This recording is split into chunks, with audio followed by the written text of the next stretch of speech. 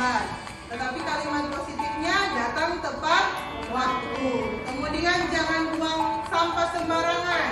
Kalimat positifnya bagaimana? Buanglah sampah pada tempatnya. Oke, bisa? Oke, jadi kalian tidak perlu tulis nama, tuliskan saja keyakinan kelas kalian apa di dalam kelas. Oke, ada pertanyaan? Oke, sekarang Mem akan bagikan kertas ini. Nanti kalau kalian sudah selesai, nanti akan disediakan di papan tulis.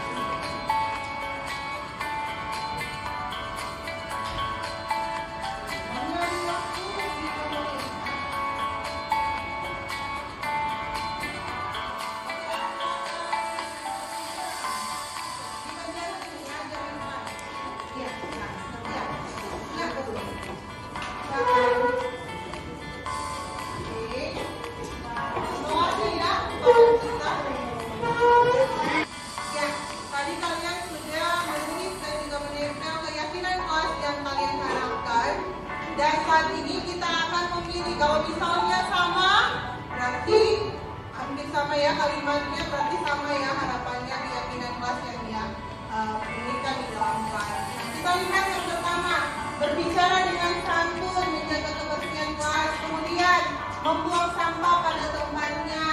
Ini sama juga dengan menjaga kebersihan kelas. Kemudian hargai karya orang lain, memakai pakaian lengkap, menghargai pendapat yang berbeda, berbicara dengan sopan, tertib dan berbicara dengan santun. Rupanya ini adalah berbicara dengan santun, ya. Kemudian mengerti teman atau sesama, menjaga kebersihan lingkungan. Nah, kalau ini bingung tutur kata maksudnya bagaimana? Cuma tulis tutur kata. Menghargai sesama teman atau menjaga tutur kata, berbicara dengan santun, menjaga kebersihan, kerapian pakaian, berbicara dengan kata-kata sopan yang sama ya. Kemudian bagi laki-laki rambut digunting katanya. Nah, jadi berpakaian rapi, bercerminlah sebelum menghina orang lain. Wow, bercermin ya, bercermin. Kemudian tidak ada yang mustahil, tetapi tidak dimulai yang itu mudah. Oke, saling menghargai ya, keyakinan benar-benar saling menghargai. Tadi kita lihat paling banyak tentang berbicara santun. Kemudian yang kedua apa? Menjaga kebersihan, menggunakan seragam lengkap. Jadi keyakinan kita ya, keputusan bersama ya. Jadi yang pertama berbicara dengan sopan santun, kemudian menjaga kebersihan. Ketiga, menggunakan seragam lengkap. Kemudian ini ada datang tepat waktu, ya, datang tepat waktu, tidak terlambat. Kemudian ada juga di sini ya sama semua ini. Oke, tenang saat perpindahan jam pelajaran. Nah, jadi pada saat perpindahan jam pelajaran kita harus apa? Tenang. Bisa disepakati? Bisa. Nah, ada beberapa hal ya kita tarik ya. Yang pertama tentang berbicara sopan santun. Kemudian yang kedua menjaga kebersihan. Ketiga apa? Datang tepat waktu. Keempat apa? Memakai seragam lengkap. Kemudian yang kelima, tenang saat perpindahan jam pelajaran. Kemudian tadi juga melihat menghargai sesama teman.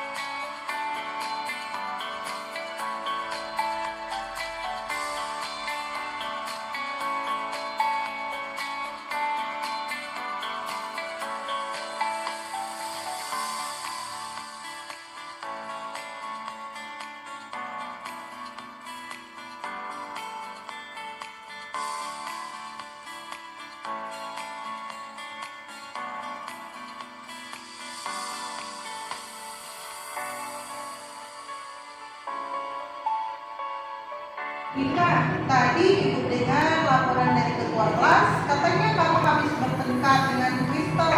Iya Bu, saya kesal. Kenapa kamu kesal?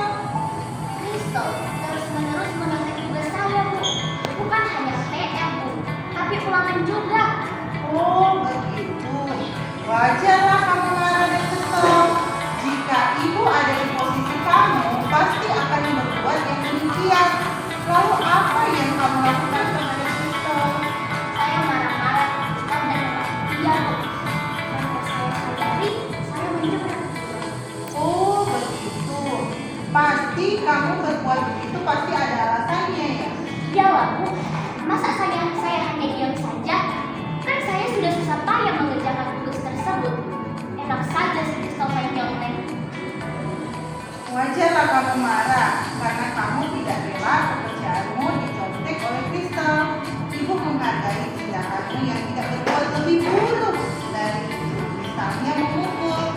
Nah, kita pikirkan tindakan marah yang kamu lakukan menurut ya, apakah sesuai dengan keyakinan kelas kita?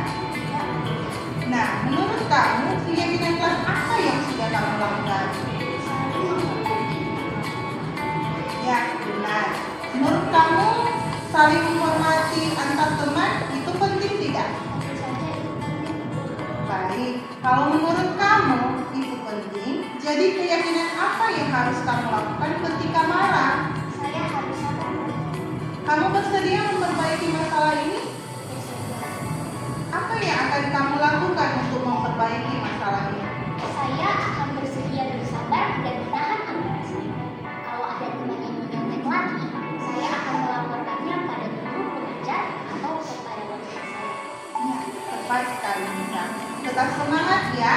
Sekarang silakan kembali ke kelas. Terima kasih Bu. Oke.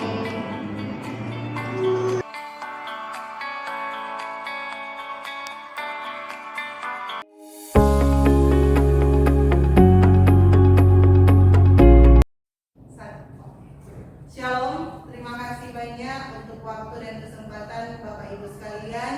Dan pada saat ini saya akan menyebarkan pemahaman dan penerapan pengalaman materi tentang budaya positif. Nah, untuk kali ini sebelum saya memaparkan materi ini, kita akan mengawali dengan doa. Mari kita berdoa. Segala puji syukur kami panjatkan kepada Tuhan. Terima kasih banyak untuk waktu dan kesempatan yang Tuhan berikan pada saat ini. Dan biarlah Tuhan Engkau berkati akan kegiatan pemaparan materi ini agar boleh berjalan dengan baik. Berkati hamba-Mu yang terbatas ini Tuhan, sehingga bisa menyampaikan materi sesuai dengan kehendak-Mu. Terpujilah nama-Mu Tuhan. Ini doa kami di dalam nama Tuhan Yesus kami berdoa. Amin.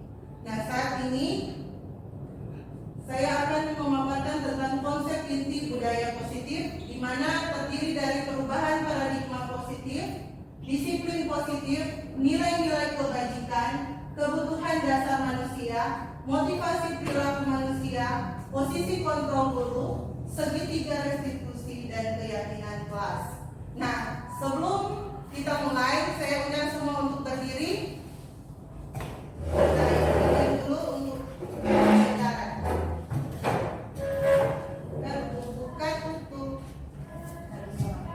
saya. Turn on. Ini betul ya. Bluetooth mode.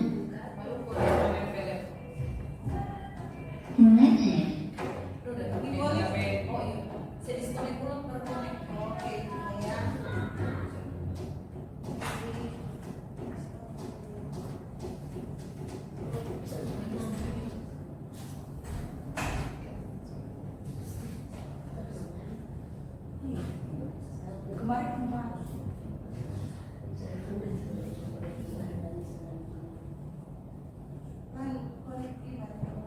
Disconnected. Connected.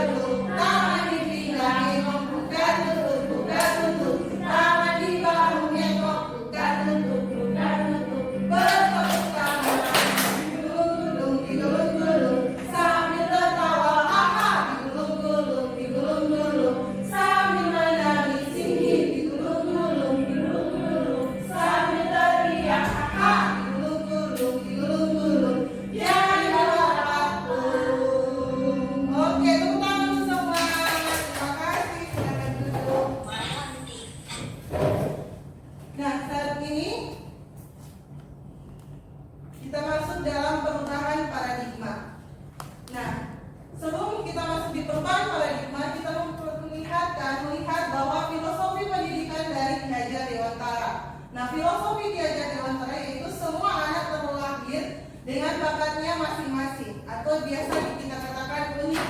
Kemudian yang kedua, budi pekerti. Ketiga, tugas guru menuntun bakat tersebut agar anak tumbuh dengan semangat dan bahagia. Nah, guru ibarat petani, anak ibarat biji jagung. Kemudian koordinat alam dan koordinat saman. Kemudian berpihak pada anak. Nah, perubahan paradigma untuk membangun budaya positif, sekolah perlu menyediakan lingkungan yang positif, aman, nyaman, agar murid-murid mampu berpikir, bertindak, dan menciptakan dengan merdeka, mandiri, dan bertanggung jawab. Lazimnya, disiplin dikaitkan dengan kontrol. Dalam hal ini, kontrol guru dalam menghadapi murid. Kita perhatikan perubahan paradigma teori kontrol.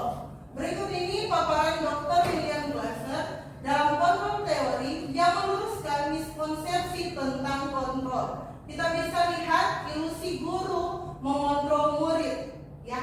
Kemudian ilusi bahwa semua penguatan positif efektif dan bermanfaat.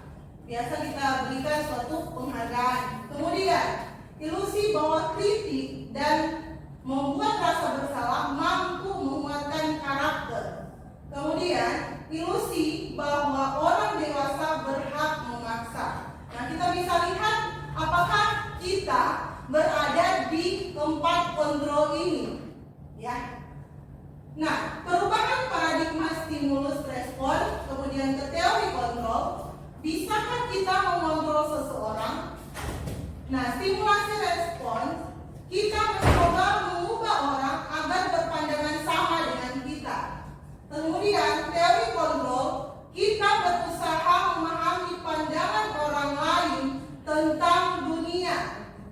Kemudian perilaku buruk dilihat dari suatu kesalahan. Nah, di dalam teori kontrol, semua perilaku memiliki tujuan.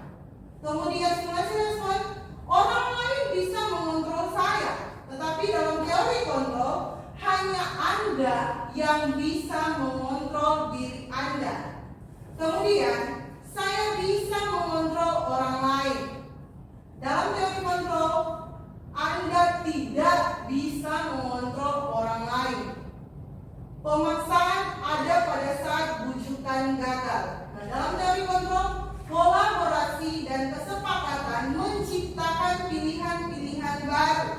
Kemudian model berpikir menangkal. Nah, dalam teori kontrol, model berpikir kita harus menang dan menang. Nah, kita masuk dalam disiplin positif. Nah, disiplin positif ini merupakan salah satu cara penerapan disiplin yang bertujuan untuk menumbuhkan kesadaran serta memberdayakan peserta didik tanpa imbalan, penghargaan atau reward, ancaman maupun hukuman. Nah, sebagai pendidik, tujuan kita adalah menciptakan peserta didik yang memiliki disiplin diri, sehingga mereka berperilaku mengacu kepada nilai-nilai kebajikan universal dan memiliki motivasi intrinsik dalam perubahan perilaku ke arah yang lebih baik. Nah, kita perhatikan disiplin positif. Cara penerapan disiplin yang mengajarkan anak bertanggung jawab dan menumbuhkan kesadaran diri berdasarkan nilai-nilai kebajikan. Kemudian disiplin positif lebih ke arah disiplin diri yang dapat mengontrol diri dalam melakukan segala tindakan. Kemudian dapat membuat murid memahami dan menyadari berdasarkan motivasi internal dalam diri, bukan akibat paksaan, ujian ataupun hukuman. Kita masuk di nilai-nilai kebajikan. Nilai-nilai kebajikan universal. Nilai-nilai kebajikan adalah sifat-sifat positif manusia yang merupakan tujuan mulia yang ingin dicapai setiap individu. Nilai yang disepakati bersama yaitu lintas bahasa, suku bangsa, agama maupun latar belakang.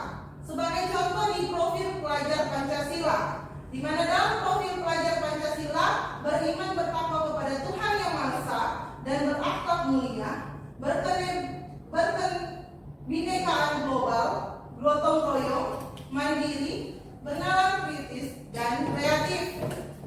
Nah, dalam kebutuhan dasar manusia adalah segala sesuatu yang dibutuhkan oleh manusia untuk mempertahankan keseimbangan kondisi fisiologi dan psikologi yang bertujuan untuk mempertahankan kehidupan dan kesehatan. Di sini ada 5 kebutuhan dasar manusia menurut Dr. William Glasser, yaitu yang pertama penguasaan, kedua yaitu kasih sayang dan rasa diterima, ketiga bertahan hidup, keempat kesenangan, dan yang kelima itu adalah kebebasan. Nah, motivasi perilaku manusia. Motivasi perilaku manusia ada terbagi 2, yaitu motivasi eksternal dan motivasi internal. Nah, motivasi eksternal itu yaitu untuk menghindari ketidaknyamanan atau hukuman. Ya, jadi ada motivasi untuk menghindari. Kemudian yang kedua, untuk mendapatkan imbalan atau penghargaan dari orang lain. Yaitu perilaku manusia ya, seringkali kita lihat. Tetapi dalam motivasi internal, di sini untuk menjadi orang yang mereka inginkan dan menghargai diri sendiri dengan nilai-nilai yang mereka percayai. Itu adalah merupakan motivasi internal. Nah, di dalam motivasi internal bisa terdapat menciptakan disiplin dan sikap merdeka. Menurut Ki Hajar Dewantara, merdeka itu artinya tidak hanya terlepas dari perintah, akan tetapi juga cara kuat memerintah diri sendiri. Nah, kita masuk di posisi kontrol guru. Dalam posisi kontrol guru ada 5. Yang pertama yaitu tentang penghukum, kemudian yang kedua pembuat rasa bersalah, ketiga yaitu teman, kemudian yang keempat pemantau, dan yang kelima yaitu manajer. Nah, kita bisa lihat kita berada di posisi yang mana. Apakah kita berada dalam posisi penghukum, pembuat rasa bersalah, teman, pemantau, atau manajer? Ya. Kalau saya bisa tanyakan ke Pak Jens, merasa sudah berada di posisi yang mana? Penghukum. Penghukum. Ya. Kalau dari Pak Javier, sudah berada di posisi yang mana? Ada yang boleh dijawab? Pembuat rasa bersalah. Waduh, berhubungan dengan psikolog ya. Oke, kemudian kalau Pak Bilvan sudah penghukum. Waduh, jadi jaksa yang banyak. Kalau Ibu Alfi sudah berada di posisi yang mana? Kedua boleh. Kedua, nggak tawar-tawar, lihat saja bisa. Lihat, boleh pilih dua. Penghukum dan teman. Teman. Nah, sudah berteman berarti. Kalau Ibu Kristi sudah berada di posisi yang mana? Manajer. Manajer. Wah, tepuk tangan untuk Mbak Kristi sudah di posisi manajer. Sama apa nggak jadi? Sopo jadi mau. Dari pengusaha apa nggak jadi pengusaha di sekolah juga saya jadi manajer. Oke. Nah, kita sebagai guru, oh ya, saya mau tanya juga dengan Ibu Grace. Ibu Grace sudah berada di posisi yang mana? Ibu Buat rasa bersalah. ada Grace dua, oh satu. Oke, kalau Ibu Grace juga teman. Teman. Oke, kalau Ibu Grace Wulan Simo, Pembuat rasa bersalah. pembuat rasa bersalah. Kalau Bapak Devasi sudah di posisi yang mana? Campur-campur. Campur-campur. Ada teman, Iya. ada manajer. Ada manajer. Tepuk tangan ada sudah di posisi manajer. Tiga ya. Tergantung. Sebelum saya mempelajari materi ini, saya sudah berada di sini, sini, dan sini, yaitu penghukum, pembuat rasa bersalah, dan teman. Tetapi Tetapi setelah saya mempelajarinya dalam pendidikan guru penggerak, bahwa kita harus berada di posisi manajer. Coba kita perhatikan contoh penerapan 5 posisi kontrol. Posisi ya. Nah, contoh penerapan 5 posisi kontrol. Nah, di sini ada kasus murid tidak memakai atribut lengkap saat upacara bendera. Kalau kita lihat dalam kasus ini, kita kalau berada di posisi penghukum, berarti kita katakan patuhi peraturan sekolah, berdiri di barisan lain, berarti kita memberi hukuman. Kemudian, kalau kita berada dalam posisi pembuat rasa bersalah, berapa kali ibu bilang sama kamu, ibu kecewa sama kamu. Jadi di sini kita membuat siswanya merasa bersalah. Kemudian, kalau kita berada dalam posisi teman, pasti kali kita akan mengatakan, kamu lagi, jangan gitu dong, ayo gabung dengan yang lain. Untung ada ibu, berarti kita selamatkan karena sudah ada masalah, tetapi ya kita lindungi ya dalam posisi sebagai teman. Kemudian pemantau. Nah, kalau dalam posisi pemantau, kamu sudah melanggar peraturan sekolah, kamu tahu konsekuensinya. Nanti saya mengecek apa yang harus kamu lakukan. Berarti pengecekan ya, berarti dipantau. Kemudian kalau di posisi manajer, apakah kamu tahu kesalahan kamu? Apa kira-kira pendapatmu? Bagaimana cara memperbaiki kesalahan kamu? Jadi di sini kita mengajarkan kalau di dalam posisi manajer mengajak siswanya untuk berpikir, ya berpikir bahwa apa yang dia perbuat apa itu salah. Kemudian mendengar pendapatnya. Jadi kita juga harus menjadi pendengar. Kemudian menanyakan kalau menurut kamu bagaimana cara memperbaiki kesalahan, ya.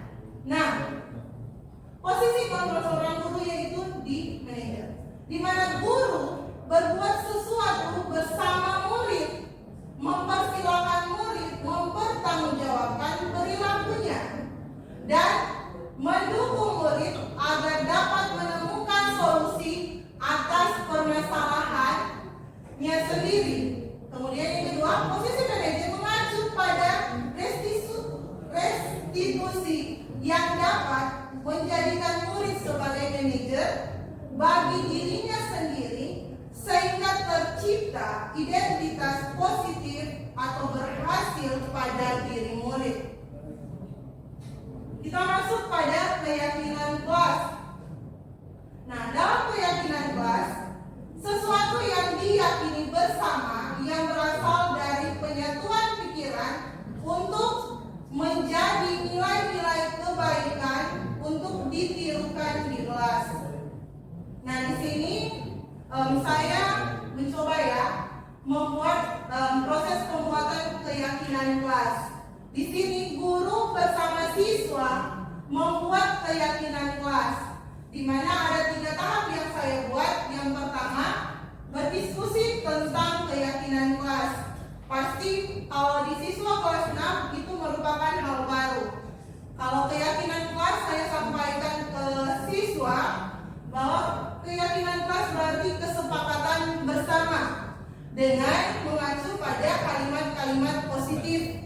Dimana kan kalau kita biasa katakan ke siswa jangan buang sampah sembarangan, tetapi kita buat kalimat positif, buanglah sampah pada tempatnya. Kemudian kalau jangan memukul teman, kalau kalimat positif bisa kita buat apa? Saling menghargai, ya. Kemudian juga mengejek kan juga jangan mengejek, ya. Jadi bisa saling menghargai, saling membantu. Jadi ada kalimat-kalimat positif. Nah, di sini ada video. Tunggu ya.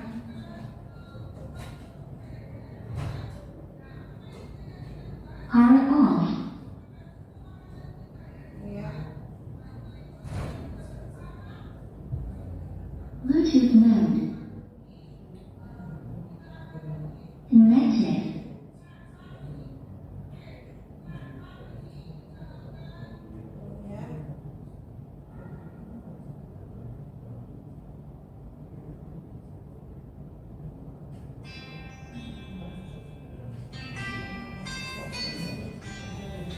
Disconnected. Connected.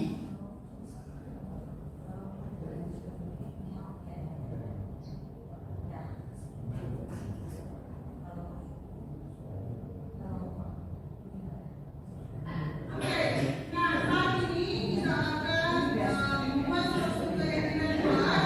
Nah, apa itu keyakinan luar? Keyakinan luar merupakan kesepakatan kita ya di luar. Kita itu aturan kita bersama untuk kemajuan bersama. Jadi saat ini kita akan menuliskan, kalian akan menuliskan kesepakatan luar atau keyakinan luar yang untuk kita bersama pastinya. Nah, bagaimana sih kalimat untuk kita membuat keyakinan luar? Nah, kalimatnya berbau positif pastinya. Kalau misalnya kalian dengarkan jangan terlambat, tetapi kalimat positifnya datang tepat waktu. Kemudian jangan buang sampah sembarangan. Kalimat positifnya bagaimana? Buanglah sampah pada tempatnya. Oke, bisa? Oke, jadi kalian tidak perlu sama tuliskan saja keyakinan bulan kalian apa di dalam surat. Oke, pada pertanyaan. Oke, sekarang saya akan bagikan kertas ini. Nanti kalau kalian sudah selesai, nanti akan disediakan di bawah.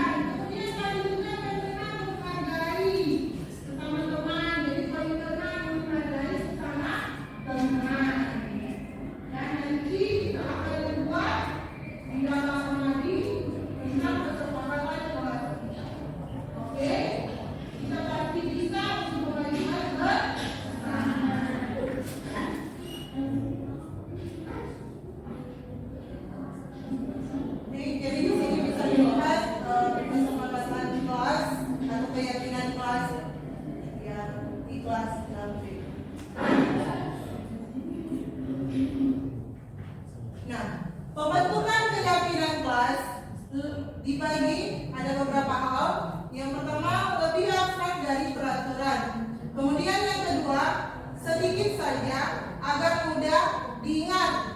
Kemudian yang ketiga, berupaya penyataannya universal atau menyeluruh.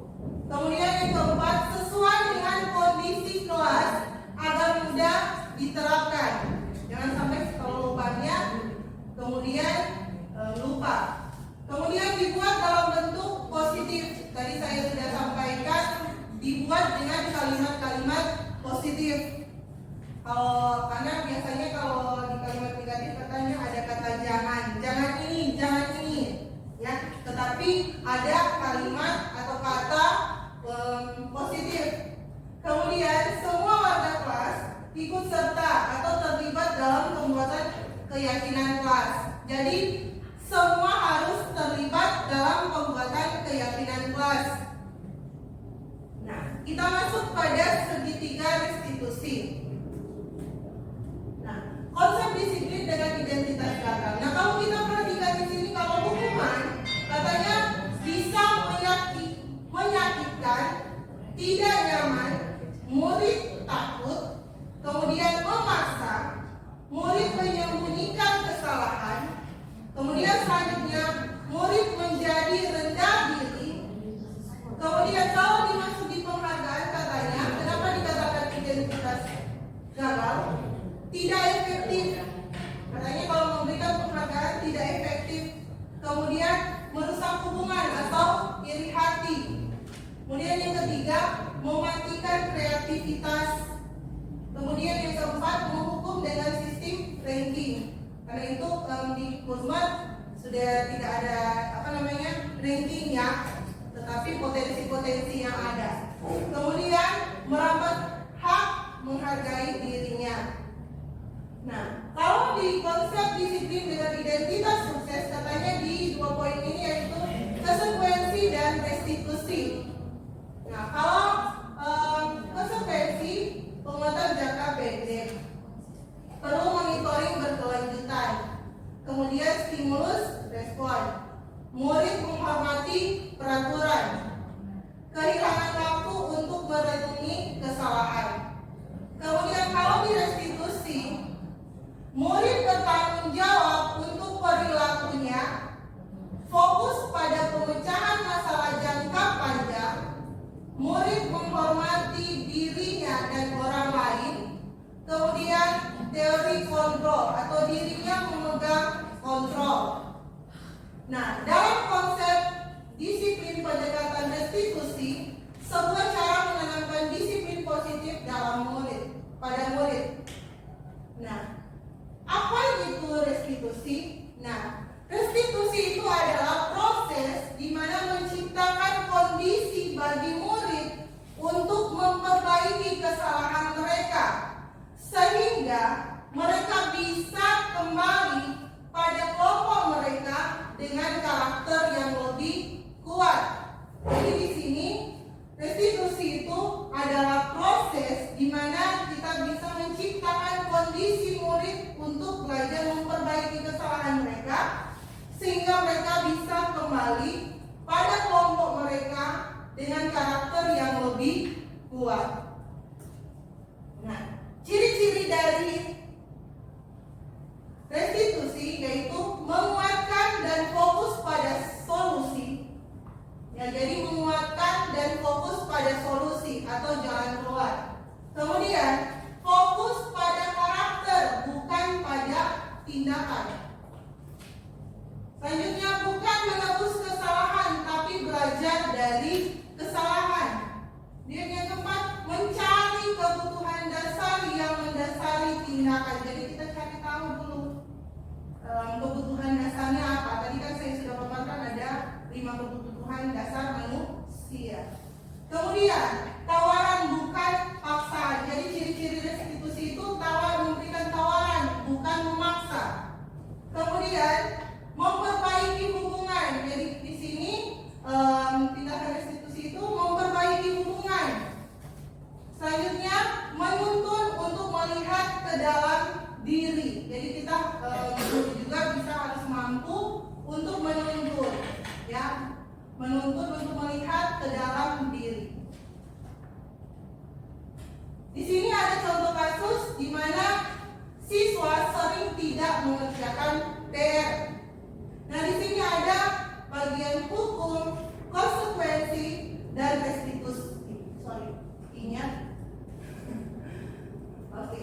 Nah, di dalam poin hukuman, guru menghukum siswa tersebut hormat bendera selama 10 menit.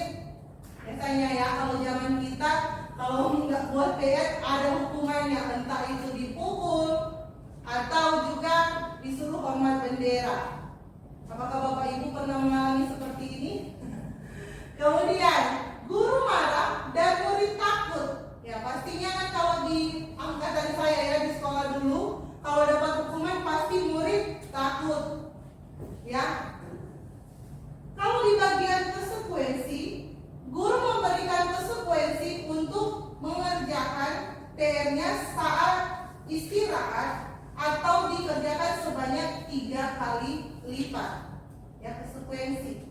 Dimana kalau misalnya dia tidak buat PR, berarti kita buat ruang dimana dia bisa kerjakan PR-nya itu, memberikan waktu pada saat istirahat atau kita tambah tugasnya. Itu menjadi konsekuensi.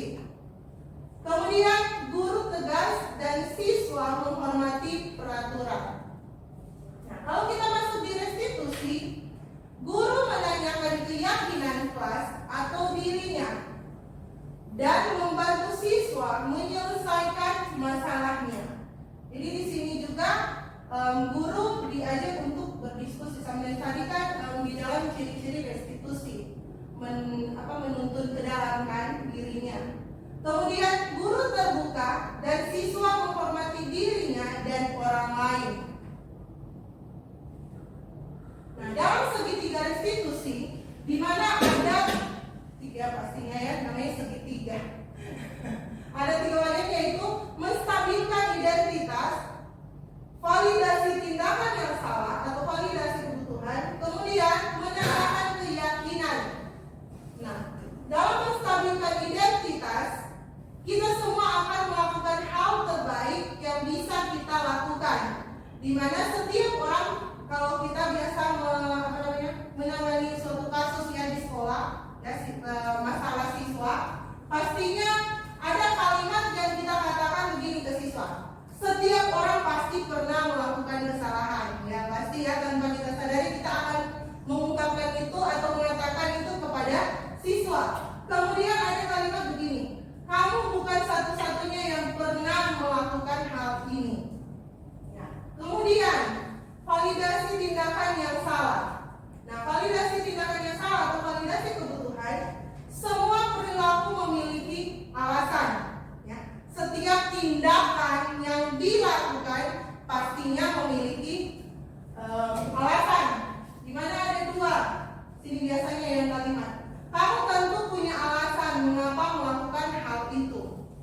Kemudian, adakah cara yang lebih efektif untuk mendapatkan apa yang kamu butuhkan?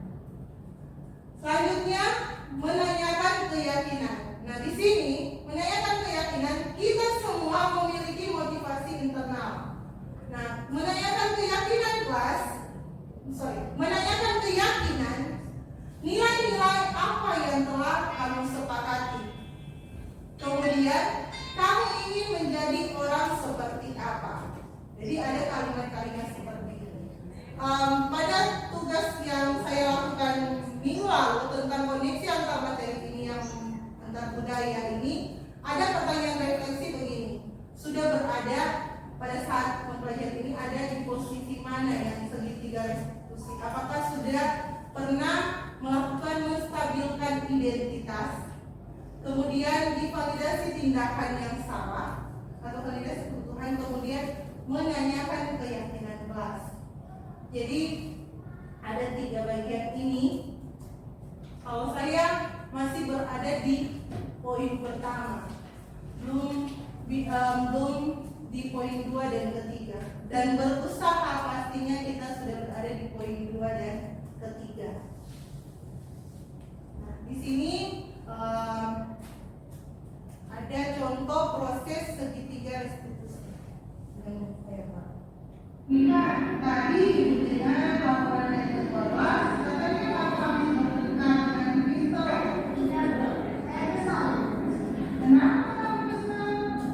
Kristo terus-menerus mengingat tugas saya, bukan hanya PR, tapi ruangan juga.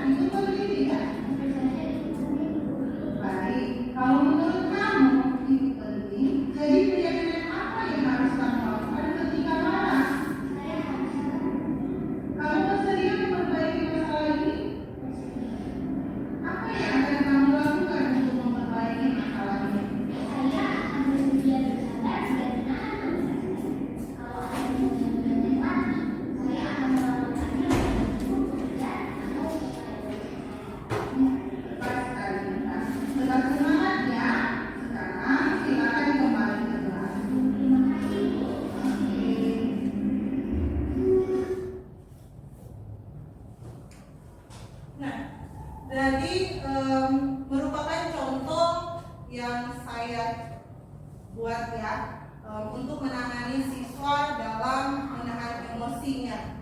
Nah, dalam video tersebut saya berusaha untuk melakukannya sesuai dengan segitiga restitusi, di mana saya bisa menstabilkan identitas, kemudian validasi kebutuhan, dan menanyakan suatu keyakinan.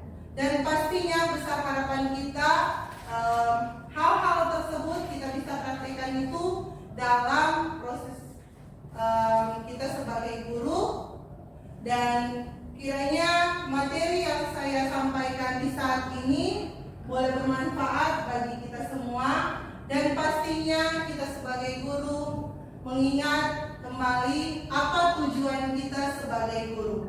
Pastinya untuk murid dan murid. Demikian, terima kasih. Dan saat ini saya akan tutup dalam doa. Mari kita berdoa.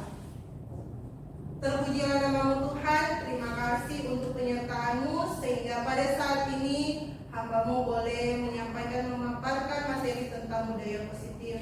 Biarlah Tuhan, apa yang sudah hamba lakukan itu berkenan kepadamu, dan bagi-bagi rekan guru-guru yang telah mendengarkan pemaparan ini boleh bermanfaat dalam aktivitas mereka dalam tugas tanggung jawab yang Tuhan percayakan.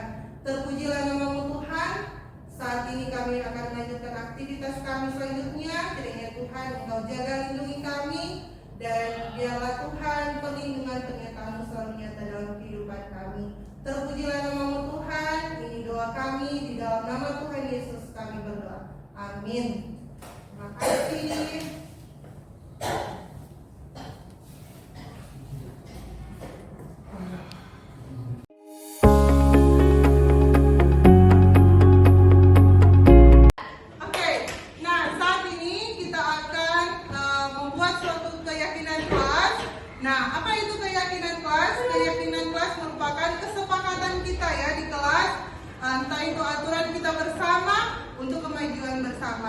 Jadi saat ini kita akan menuliskan, kalian akan menuliskan kesepakatan kelas atau keyakinan kelas yang untuk kita bersama pastinya. Nah, bagaimana sih kalimat untuk kita membuat keyakinan kelas? Nah, kalimatnya berbau positif pastinya.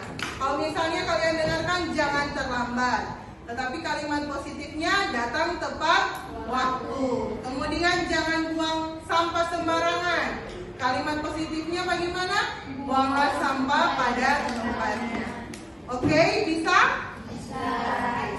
Oke, jadi kalian tidak perlu tulis nama, tuliskan saja keyakinan kelas kalian apa di dalam kelas. Oke, ada pertanyaan? Oke, sekarang Mem akan bagikan kertas ini. Nanti kalau kalian sudah selesai, nanti akan ditempelkan di papan tulis.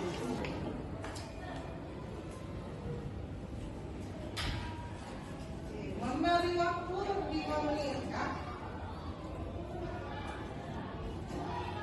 Oke, silakan dengan tertib, silakan. Di bagian sini ya, jangan depan. Iya, silakan. Iya. Nah, betul. Silakan. Oke. Soalnya ya, kalau kita. Ya, tadi kalian sudah menulis dan juga menempel keyakinan kelas yang kalian harapkan. Dan saat ini kita akan memilih. Kalau misalnya sama, berarti hampir sama ya kalimatnya, berarti sama ya harapannya keyakinan kelas yang dia inginkan di dalam kelas. Nah, kita lihat yang pertama, berbicara dengan santun, menjaga kebersihan kelas, kemudian membuang sampah pada tempatnya. Ini sama juga dengan menjaga kebersihan kelas. Kemudian hargai karya orang lain, memakai pakaian lengkap. Wah, menghargai pendapat yang berbeda, berbicara dengan sopan. Nah, berbicara dengan sopan, tertib dan berbicara dengan santun. Rupanya ini yang kata berbicara dengan santun ya. Kemudian mengasihi teman atau sesama, menjaga kebersihan lingkungan. Nah, kalau ini membingung, tutur kata maksudnya yang bagaimana? Cuman ditulis tutur kata. Menghargai sesama teman atau menjaga tutur kata. berbicara dengan santun, menjaga kebersihan, kerapian pakaian. Nah, berbicara dengan kata-kata sopan ya sama ya. Kemudian bagi laki-laki rambut digunting katanya. Nah, jadi berpakaian rapi. Bercerminlah sebelum menghina orang lain. Wow, bercermin ya, disebut bercermin. Kemudian tidak ada yang mustahil, tetapi tidak semua yang itu mudah. Wow, sampai ini. Oke. Saling menghargai ya, keyakinan kelas kita saling menghargai. Tadi melihat paling banyak tentang berbicara santun. Kemudian yang kedua apa? Menjaga kebersihan. Menggunakan seragam lengkap. Jadi keyakinan kita ya, keputusan bersama ya. Jadi yang pertama berbicara dengan sopan santun. Kemudian menjaga kebersihan. Ketiga menggunakan seragam lengkap. Kemudian di sini ada datang tepat waktu ya, datang tepat waktu, tidak terlambat. Kemudian ada juga di sini yang sama semua ini. Oke, tenang saat perpindahan jam pelajaran. Nah, jadi pada saat perpindahan jam pelajaran kita harus apa? Tenang. Bisa disepakati? Bisa. Nah, ada beberapa hal ya kita tarik ya. Yang pertama tentang berbicara sopan santun. Kemudian yang kedua menjaga kebersihan. Ketiga apa? Datang tepat waktu. Keempat apa? Memakai seragam lengkap. Kemudian yang kelima tenang saat perpindahan jam pelajaran. Kemudian tadi juga melihat menghargai sesama teman. Jadi poin keenam menghargai sesama teman. Ya, nanti kita akan buat di dalam mading tentang kesepakatan kelas kita. Oke, kita pasti bisa untuk kemajuan bersama.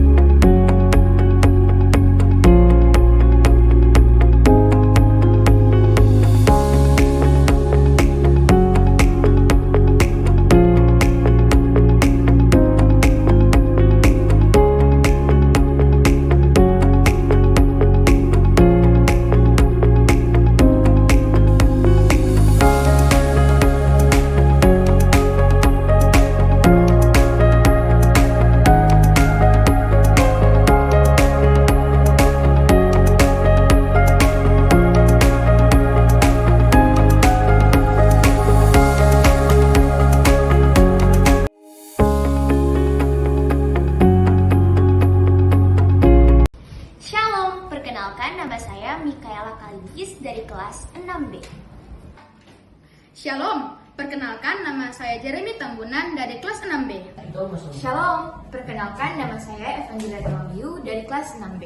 Shalom, perkenalkan nama saya Firly Leal Ketiandago, saya dari kelas 6B. Shalom, perkenalkan nama saya Aurelia Tisilekong dari kelas 6B. Shalom, perkenalkan nama saya Arga Taful Matandatu dari kelas 6B. Shalom, perkenalkan nama saya Natalia Krisnisa Beladrin dari kelas 6B. Shalom, perkenalkan nama saya Osor Ulunggulan dari kelas 6B.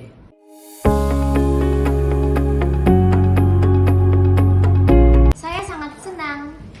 Saya sangat bersemangat dan tidak sabar untuk melakukannya dalam kehidupan saya sehari-hari di kelas. Saya sangat senang. Saya sangat bersemangat dan senang. Perasaan saya sangat semangat dan senang. Saya sangat senang dan bersemangat. Saya sangat senang dan bersemangat.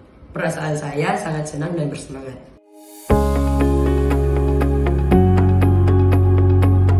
Tentu saja itu sangatlah penting. Sangat penting bagi kami para siswa. Ya, tentu saja sangat penting bagi kami para siswa. Ya, sangat penting. Iya, sangat penting sekali. Ya, sangat penting. Ya, sangat penting. Tentu saja sangat penting.